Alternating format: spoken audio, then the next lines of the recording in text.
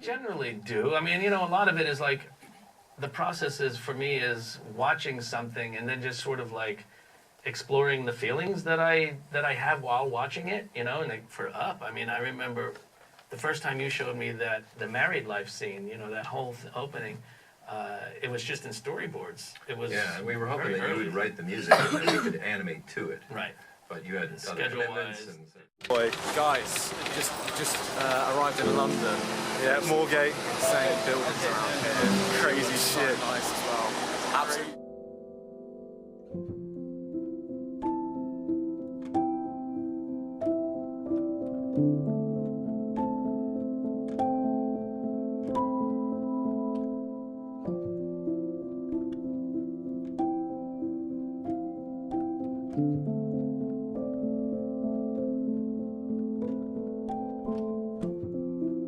Lunchtime.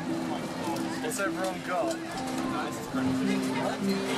What's everyone got? Nuggets and chips, boys.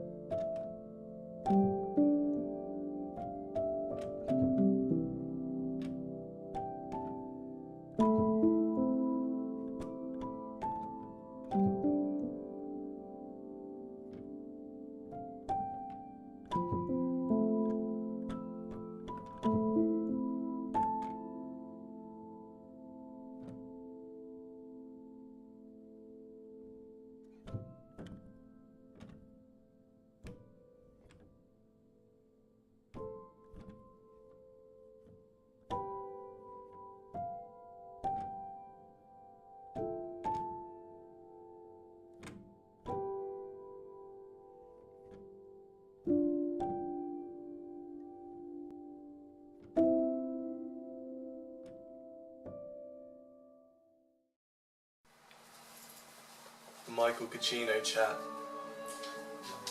The Giacchino chat. To be honest, that is the first thing to mention though.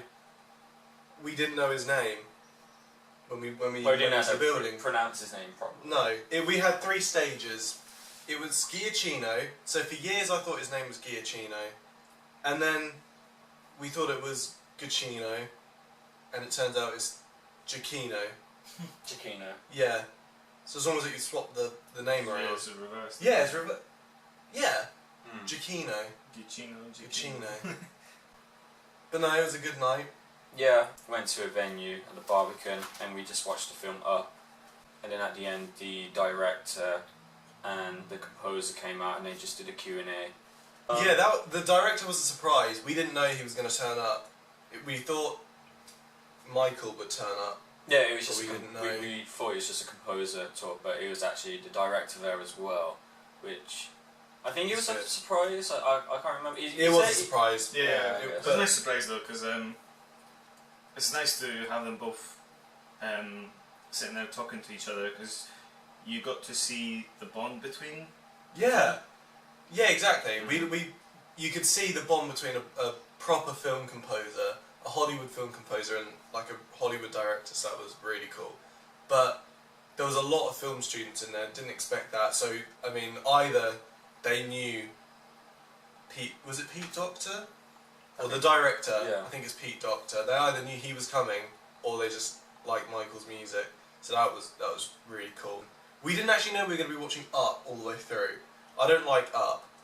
Well, did you know you were going to watch Up? No, but I'd never seen it before anyway, so... You hadn't seen it? No. I watched half of it, and I got to the middle, and I just couldn't I think watch everyone's anymore. seen the intro. Yeah, Yeah, there was a lot Them of talk growing about up. the intro. That was the main bit. Because, you know, married life is the cue. I mean, that should have been the whole film.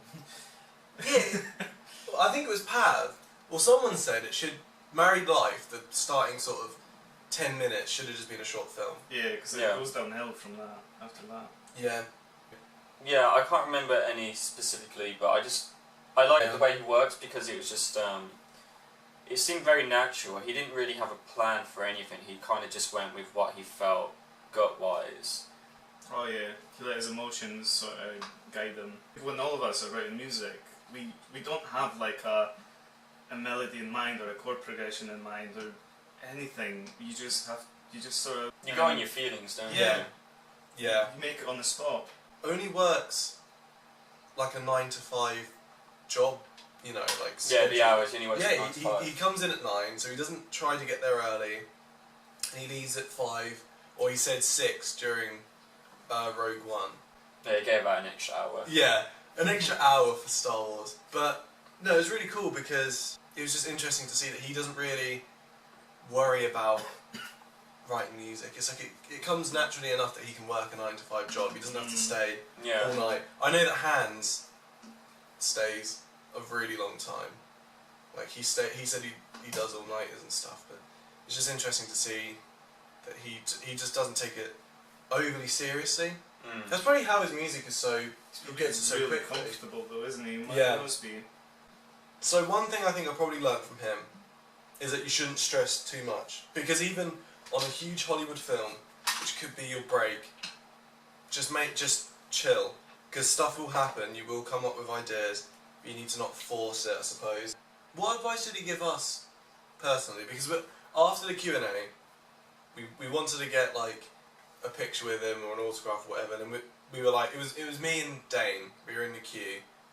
And then we were like, no, there's too many people, it's going to take too long, it's going to be awkward. So we left, and then we instantly regretted it, so we came back with the whole group. We ended up getting a picture, he answered a few questions with us. But what were they? What were the questions? Oh, we were just asking about using real instruments and sample libraries together. Yeah. And he kind of just talked about how you shouldn't really mix them together, and that if you can, try and use the smallest ensemble you can and to record using that. So obviously it's going to be a bit harder for like big orchestral stuff because we're only students, so you can't hire out orchestras. Yeah. But he said for other projects, just literally try and make, you know, he recommended us some movies as well which only use like piano and all these effects, which we're going to watch. I think that's called The Firm. She's a car my back. Sorry. That's Ruined it. So it was that... he only wanted to use software instruments for for demos. Mock-ups, Yeah. Yeah, So mock-ups. just arranging and mock-ups. Alright, so final thoughts are that, I thought it was good. yeah, Didn't realise we were going to watch all of that. But overall it was good. And the advice was the best bit. yeah, his personal advice was the best bit. I enjoyed his composition for Up, really. I thought it was pretty good. I haven't listened to much of his other stuff, really. I haven't really listened to him prior to this event, but knowing what he's like as a person, I've got a lot more respect for him, I guess. Yeah. We'll listen to him now, I reckon. Yeah, definitely. But apart from that, it was a good event, and I guess thank you for the Barbican for hosting it, really. Yeah. We'll go again next time. Yeah, if there's any more.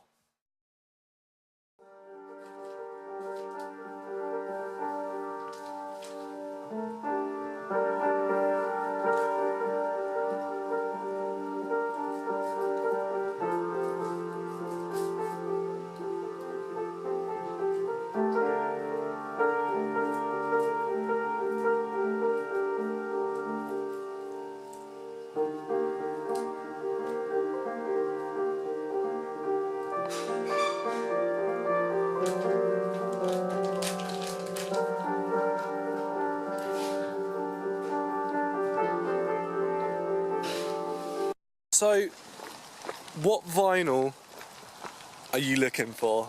Who are you looking for? There isn't really anything I've got in mind. Well, what were we talking about the other day? What did he say the other day? What are you Who were we talking looking for? Mancini. Mancini, I said that'd be maybe a bit of Moby, although he's quite new, so his are likely to be We'll see what... expensive. Yeah. I was also Bernstein, although as me and Elliot were saying, Bernstein does a lot of collaborations. What's this one actually? That's the one I. Oh yeah, yeah. I don't know whether you find that interesting. What was it? Like Western classics.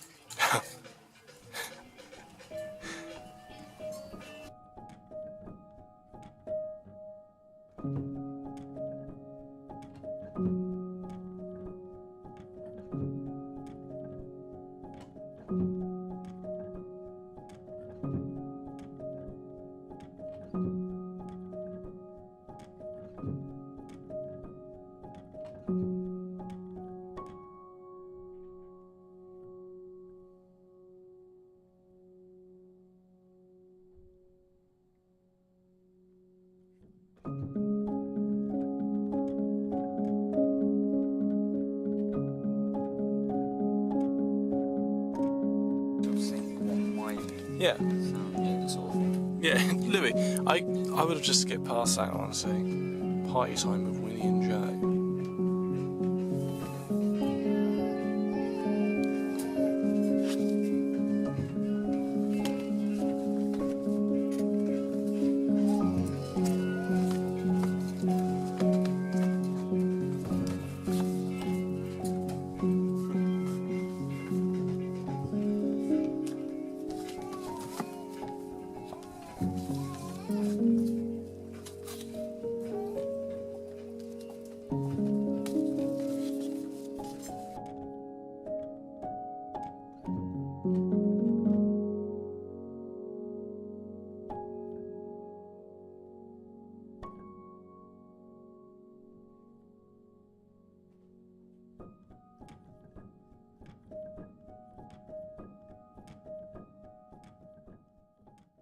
Can I ask why you're filming?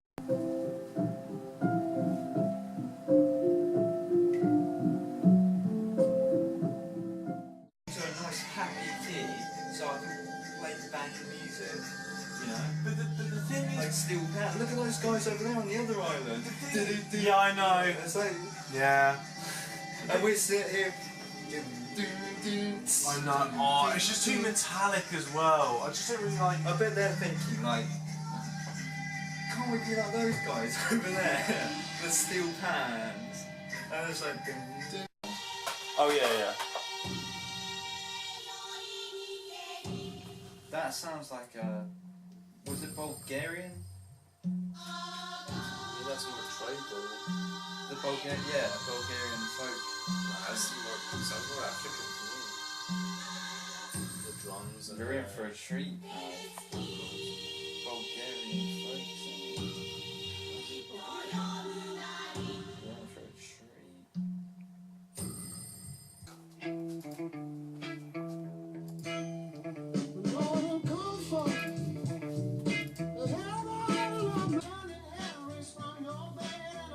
I got this back in 2011. 2011. This is technically the first vinyl I've ever owned. I actually love Driver. Why did you I get used it, I used to eBay? love them games. I got it for free. Well, he got 2. I got 2 for Oh, free. is it? I thought you got those the other day. No, yeah, he got 2 for free. Wait, so where did he get them from? I went to an event called, I think it was called Gamescom. Oh, me. Well, Well, 2011, it was one of the biggest years for gaming. if I know, yeah, actually, yeah. Pav, what else happened in 2011 gaming-wise? Your favourite game? Did it release that year? The last of Sc- something? Nope, Skyrim. Sure. Oh god. Actually, that's Pav's least favourite game for everyone that wants to know. He does like Capri Suns though, don't you, Pav? Did it come out in 2011? Dark Souls also released that year. It did. Actually, I remember you. That is a good game. Remember you saying. Sorry, I thought Skyrim came out every year. Re-released.